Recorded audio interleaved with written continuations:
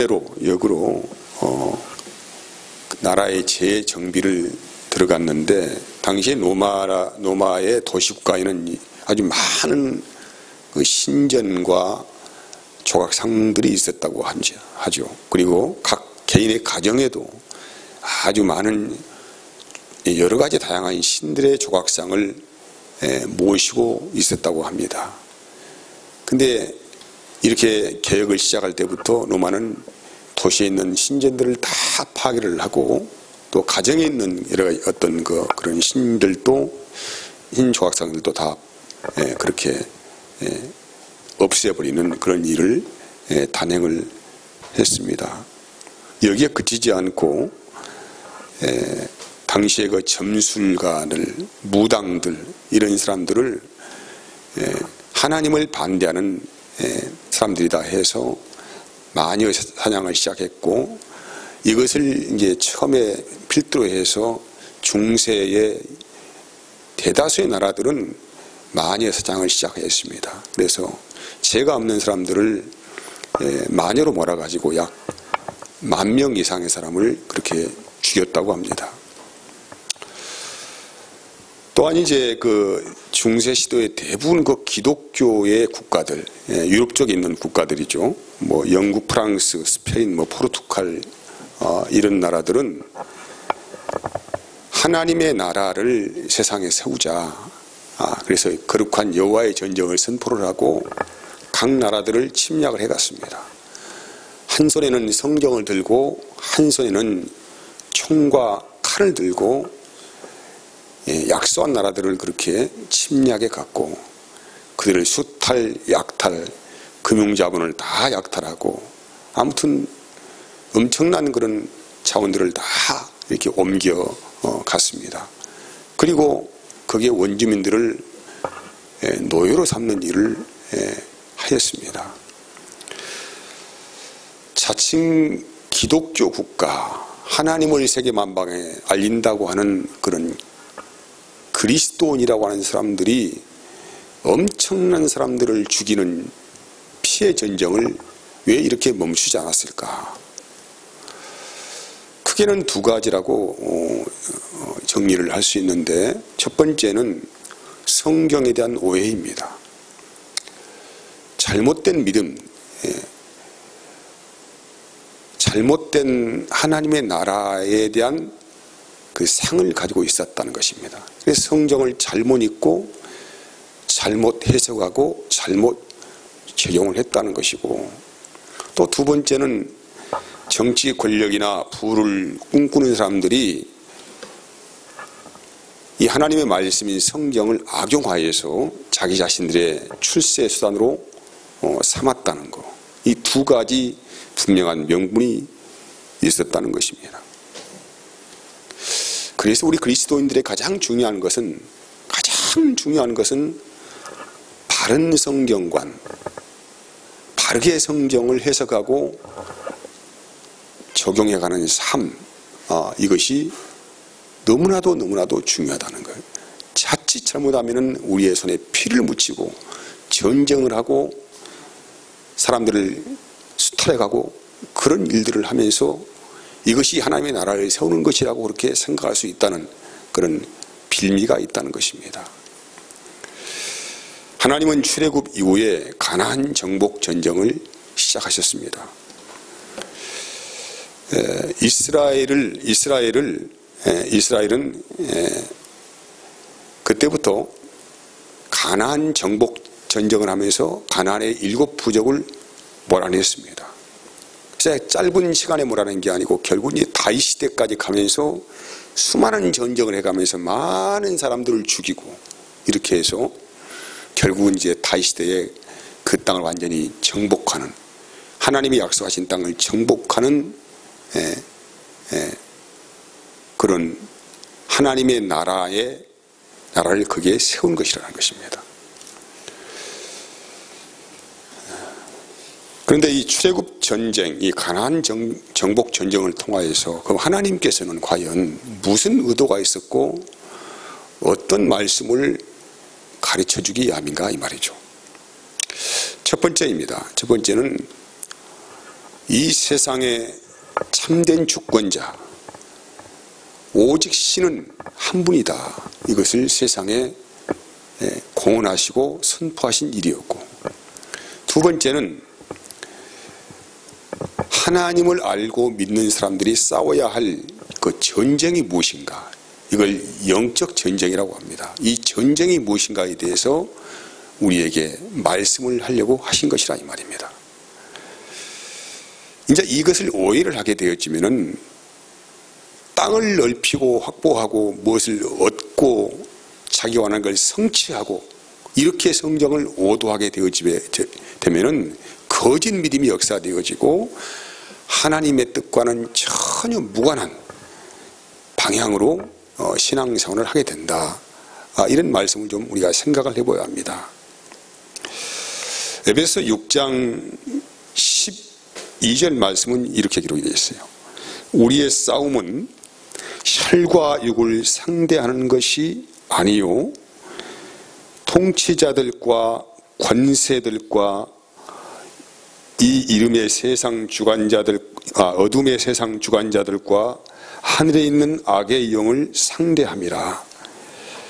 좀 쉬운 성경으로 풀어본다면은 우리가 대항하여 싸워야 할 원수가 있다는 거예요. 그러니까 우리가 앞으로 이 신자가 싸워야 할 원수가 누구냐 이 말이죠. 누구냐? 원수가 있다. 인간이 아니라 권세와 세력의 악신들과 암흑세계의 지배자들과 하늘의 악령들이라고 하는 거예요. 이 사람은 사람을 향하여 싸우는 존재가 아니다 이 말이죠. 어둠의 세력을 주장하는 악신들과 싸우는 것이 전쟁이다 이 말이죠. 하나님을 모르는 사람들 안에는 자기도 모르게 어떤 굳어진 신념이나 사상이나 이념이나 자기 가치관이 세워져 있습니다.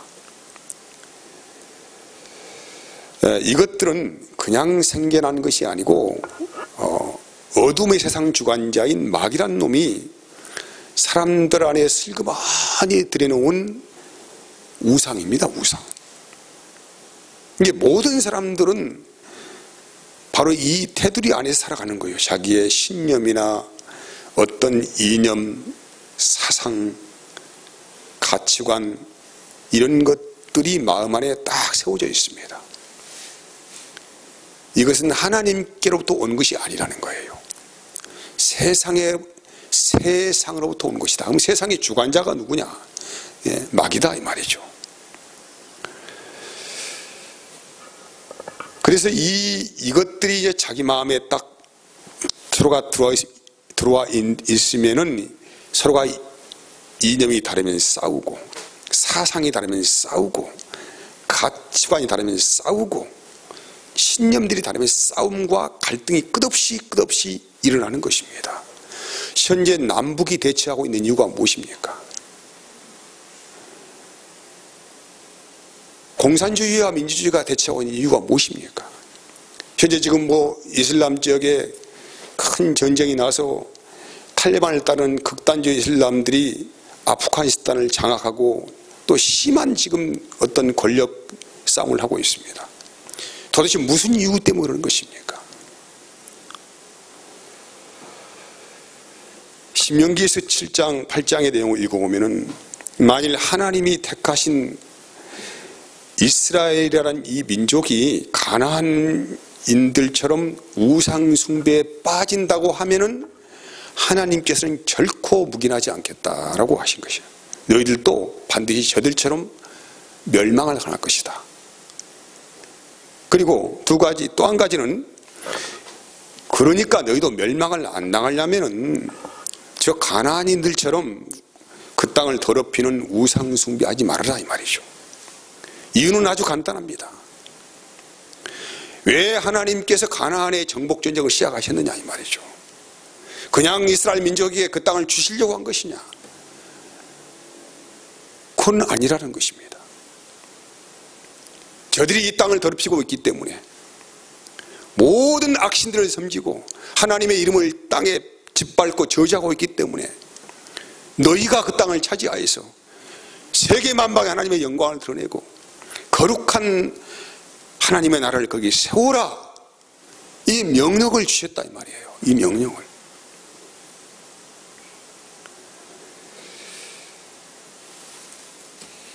그런데 이스라엘은 그 하나님의 거룩한 전쟁에 대한 명령에 대해서 불순종하였고 오히려 그 땅을 더 악하게 만들었습니다. 온갖 우상들을 들여와서 그 땅에 또 신전들을 세우고 그들을 섬기기 시작하였고, 그래서 하나님께서는 더 이상 이스라엘 민족, 그 택한 민족도 더 이상 묵인할 수 없어서 그들을 아수르, 바벨론에게 넘겨버리셨습니다. 그리고 그 땅을 아주 황폐하게 만들어버렸던 것이죠. 이스라엘은 하나님의 거룩한 군대를 상징하고 있습니다. 어떻게 거룩한 군대가 되었습니까? 이스라엘은 이집트라고 하는 이 세상 나라에서 하나님의 전적인 은혜를 입고서 빠져나왔어요. 어떻게 빠져나왔느냐? 어린 양의 피를 바르고 빠져나왔다는 말이에요. 어린 양의 피를. 이 피가 굉장히 중요한 거 아닙니까? 피. 그들은 총칼을 가지고 손에 피를 묻히고 전쟁에서 싸워서 그 땅에서 나온 것이 아니란 말이에요. 아니고 순전한 어린 양의 피를 그 집의 문설주에 바르고, 집은 사람의 삶의 전체를 말하지 않습니까?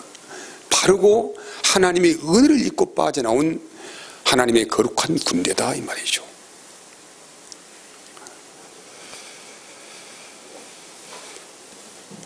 여러분, 그래서 거기에서 빠져나와서 그들이 이제 광야를 지나서 가나안 정복 전쟁을 합니다. 이 가나안 정복 전쟁을 시작하는데, 이 가나안 정복 전쟁을 앞에 두고 이스라엘 전체 민족이 한 일이 뭐냐면은 가나안 땅을 앞에 두고 할례를 받는 일이었습니다. 할례.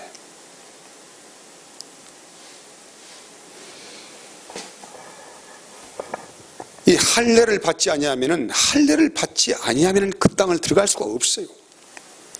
아무튼 하나님의 군대로 징집된 남자들은 다 할례를 받아야 했습니다. 할례 받지 않고는 그 싸움을 싸워나갈 수가 없다는 얘기죠. 그러면 하나님께서 이 하나님의 군대에게 왜 고통스러운 할례를 받게 하셨는가 이 말이죠. 할례. 할례는 말 그대로 지금 말로 해석하면 세례라고 해요. 세례. 로마서 2장 28절에서 29절 말씀에 보면은 봅시다. 무릇 표면적 유대인이 아니요 표면적 육신의 할례가 할례가 아니니라. 오직 이면적 유대인이 유대인이며 할례는 마음에 할지니 영에 있고 율법 조문에 있지 아니한 것이라. 그 칭찬이 사람에게서 나지 아니하며 께서가 아니요 다만 하나님에게서니라. 그러니까 할례라고 하는 것은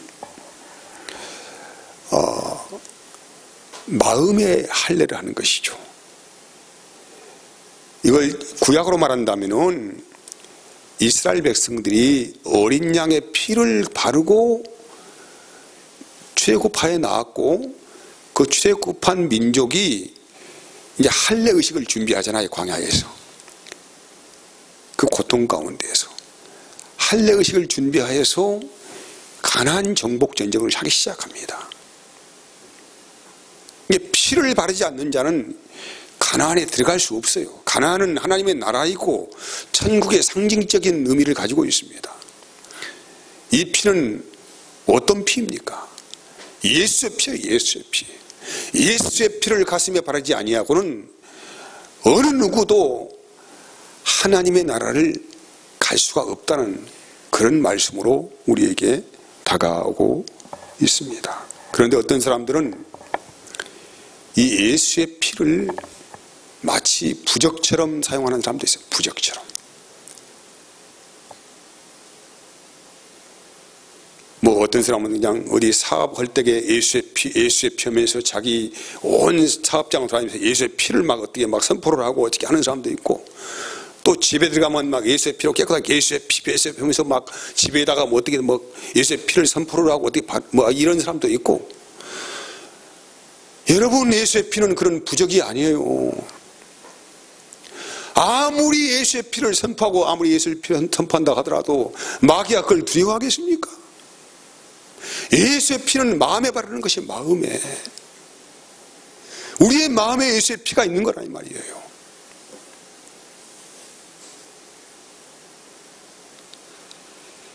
유월절 어린 양은 바로 예수 그리스도입니다. 그래서 세례 요한은 보라 세상 죄를 지고 가는 하나님의 어린 양이시로다 라고 세례 요한이 예수님을 향하여서 말씀을 했습니다.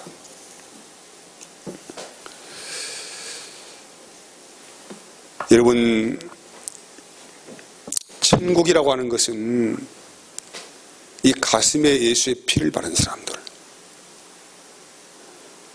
가슴에 예수의 피를 받았다고 하는 것은 하나님의 용서하심을 받고 마음의 주님을 모신 사람들을 말하고 있잖아요. 이 그리스도인이라고 하지 않습니까? 그래서 이 천국이라고 하는 것은 바로 예수님을 얻은 사람들에게 주시는 약속입니다. 그 예수님이 얻은 사람들. 그래서 이 땅, 약속의 땅, 언약의 땅의 모든 것들은 바로 예수님을 상징하고 있어요. 예수님 자신이 천국이고 예수님 자신이 하나님 나라이고 예수님 자신이 땅입니다. 그래서 우리는 어디 안에 거합니까? 그리스도 안에 살아요. 그리스도 안에. 이 그리스도 안에 살아가는 사람들만이 하나님의 나라가 된다 이 말이에요.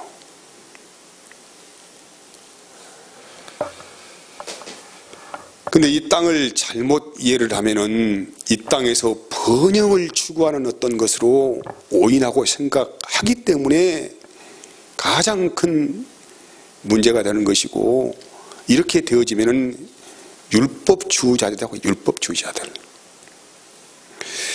율법주의자들은 뭐든지 율법으로 사람을 판단하고 잣대를 재고 또 그걸 가지고 사람들에게 요구하고 하는 일들을 하고 있습니다. 그래서 그것을 이루면은 복을 받는다고 자꾸 이야기를 하는 거예요. 교회 안에도 이런 율법주의자들이 있으면은 복음을 가진 사람들이 핍박을 받습니다. 어떻게 핍박하느냐? 야, 믿음만 있으면 되는 게 아니다. 응? 복도 받아야지. 뭐 이렇게 말하는 거예요. 그래서 믿음으로 사는 사람들, 믿음만 이야기하는 사람들이 굉장히 기분 나쁘게 생각하는 거예요.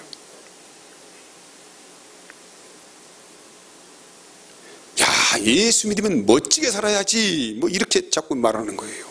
멋지게 사는 것이 무엇입니까? 외형적으로 뭐 이렇게 아주 멋진 인생을 살아가는 것을 멋지다고 하는 것입니까? 그리스도인들에게? 아니, 그건 아니지 않습니까? 스데반이 돌 맞아 죽은 이유는 율법의 정죄를 받았기 때문입니다. 고린도전서 15장 55절에서 56절까지 말씀, 사망아 너의 승리가 어디 있느냐? 사망아 내가 쏘는 것이 어디 있느냐? 사망이 쏘는 것은 죄요, 죄의 권능은 뭐라고 했습니까? 율법이라고 합니다. 오늘 8장 1절에 읽은 말씀 안에는 바울이라고 하는 사람, 사울이죠. 사울은 히브리식 이름이고 바울은 헬라식 이름입니다. 이 말에도 의미가 있죠. 과거에 바울은 히브리식 사울이라는 이름을 가졌는데 그는 율법주의자였어요. 근데 주님 만나서 복음을 받고 나니까 거기서 이제 벗어났죠. 그래서 사울이라고 하지 않고 이제 헬라식 이름을 써서 바울이라고 하는 것입니다. 그래서 이 바울이라고 하는 사람, 이 사울이라고 하는 사람이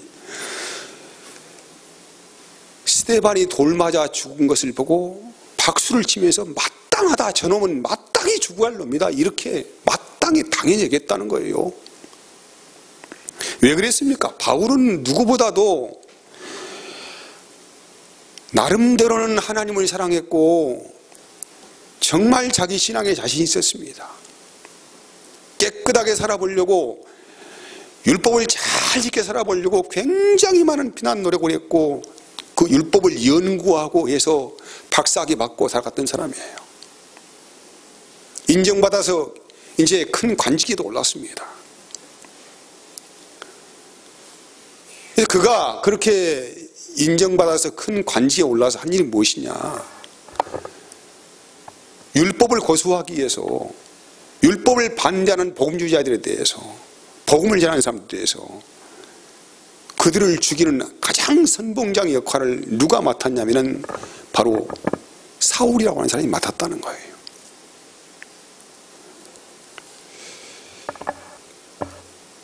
그래서 이것이 바로 스데반이 돌 맞아 죽은 이유가 되는 거예요. 왜? 스데반이 예수님처럼 싸웠기 때문에 스데반은 그렇게 예수님처럼 죽임을 당해야 됐다는 것입니다. 그런데 스데반은 죽어가면서도 어떻게 했습니까? 이를 앙당 물고 막 내가 죽어서라도 내 원수를 갚아버리겠다, 막 뼈에 사무치는 원한을 가지고 죽었습니까? 정반대잖아요. 아버지께 자기 영혼을 맡기면서, 아버지, 저들이 지금 무슨 짓을 하는지 모르고 있습니다. 저들의 죄를 저들에게 돌지 마옵소서.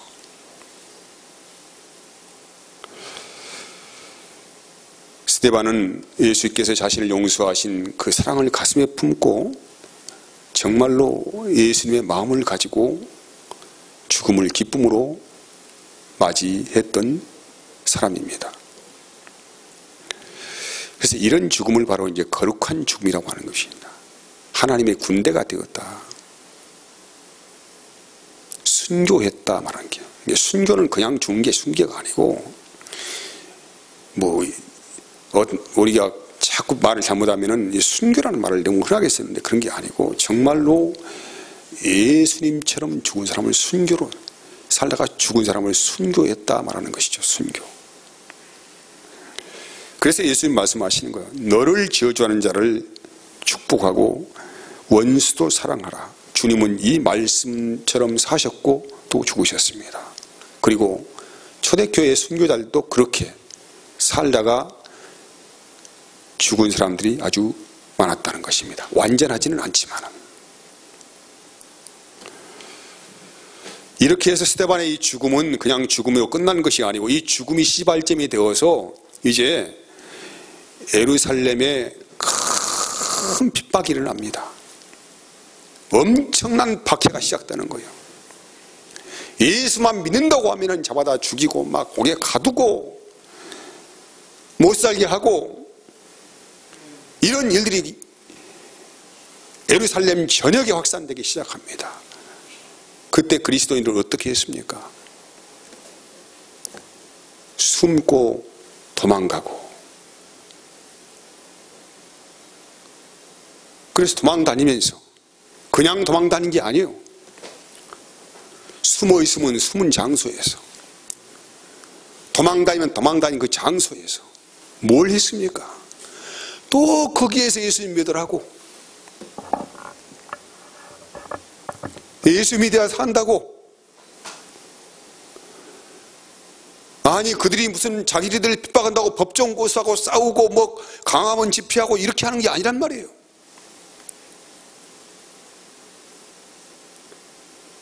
핍박가 오면 핍박을 받고 받아들였습니다. 총칼을 들고 막 대항하고 싸우고 이를 물고 우리의 권리를 달라고 하는 것이 아니란 말이에요.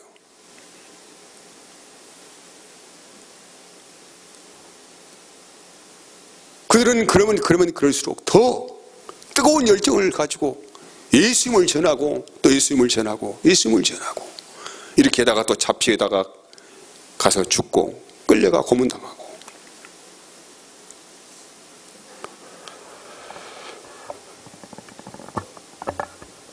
그래서 이제 사마리아 지역까지 이 복음이 들어갑니다. 빌빌한 사람을 통하여서. 사마리아 지역은 유대인들이 가장 싫어하고 혐오하는 그런 지역이에요. 이방인들의 피가 섞였다는 그 이유 하나 때문에. 어쩔 수 없잖아요. 상황이 그런데. 자기들은 피가 깨끗하다 이 말이죠. 사마리아 지역에 산 사람들은 이방인들의 혹독한 그런 어떤 정책에 의해서 혼혈 민족이 되어버렸습니다. 그래서 유대인들은 사마리아 지역에 사는 사람들처럼 저거 개다 개. 어이 더러워. 거기에 가면서 근처에 가면서 침을 택 받으면서 에이 더러워. 이렇게 하면서 돌아갔다는 거예요. 근데 올 그리스도의 복음을 가슴에 품고 빌립 집사님은 도망가고 숨어 들어가다가 사마리아 지역에서도 예수님을 전했어요.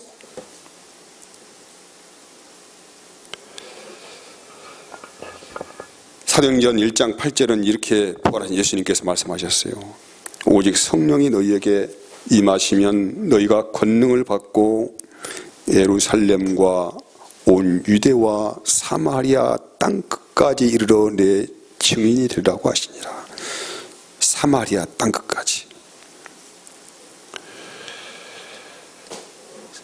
왜 주님께서 하나님께서 이런 엄청난 박해를 허락하셨습니까?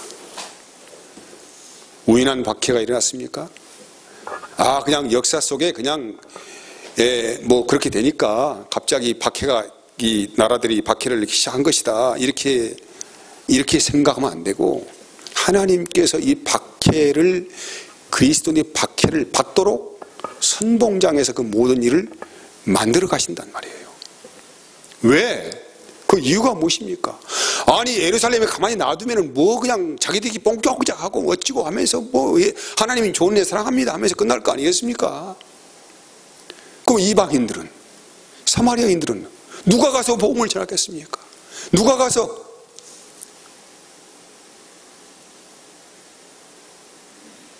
어떻게 해서 땅끝까지 복음이 전파가 되겠습니까?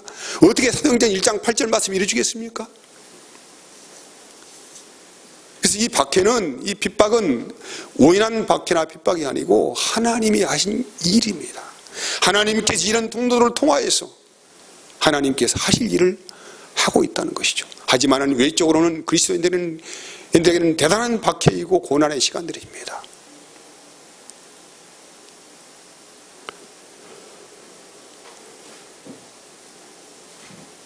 여러분, 사마리아 지역이든 어디든지 간에 택한 백성은 있습니다. 사람들은 서로 국가 감정, 지역 감정, 개인 감정 등을 앞서서 복음 전하는 것을 꺼려할 수도 있습니다. 그런데 하나님은 절대로 이런 편견을 가지는 분이 아니십니다.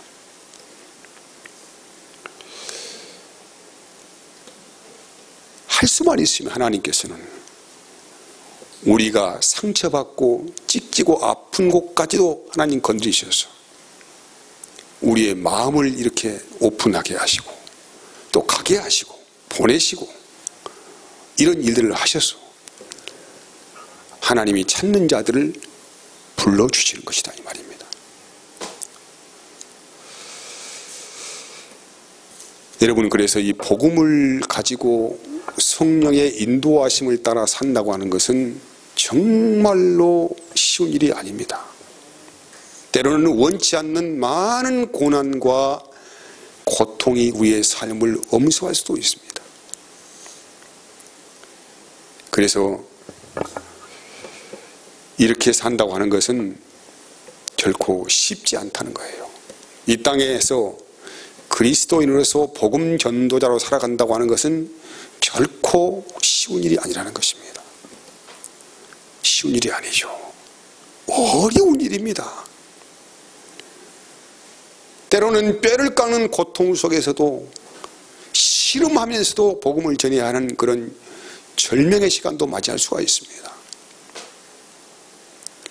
그래서 우리에게는 영원한 나라가 있다는 것에 대한 분명한 이유가 있어야 합니다. 그리고 우리는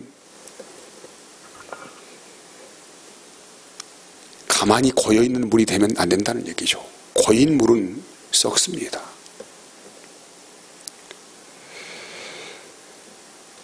교회든 가정이든 간에 가만히 정체되어 있으면 썩고 냄새가 납니다. 그래서 우리는 그리스도인이기 때문에 늘 우리는 우리의 모든 삶을 오픈하는 것입니다. 교통하는 것입니다. 그런 가운데 어려운 일도 많이 만날 수도 있습니다.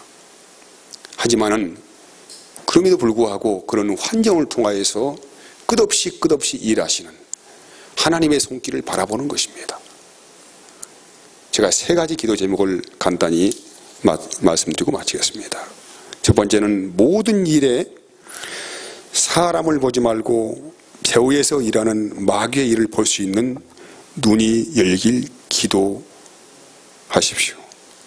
두 번째, 율법의 잣대나 마음의 감정으로 사람을 바라보지 말고 주님이 일하시는 것을 귀 깊게 바라보며 성령님이 말씀하시는 음성의 귀를 기울여 살기를 기도하십시오. 세 번째, 항상 내 마음의 경계를 허물고 나를 성령이 일하시는 도구로 드리는 영적 싸움의 승리자가 되기를 기도하십시오. 이 3가지의 기도의 제목을 가지고 이번 한 주는 그렇게 살았으면 좋겠습니다. 주님이 일하셔야 합니다. 내 마음의 경계 빗장을 풀고 주님이 얼마든지 나를 사용할 수 있도록 우리의 삶을 내어드리는 그런 일상생활이 되기를 진심으로 축복을 하겠습니다. 95장을 부르고 하나님께 예배드립니다.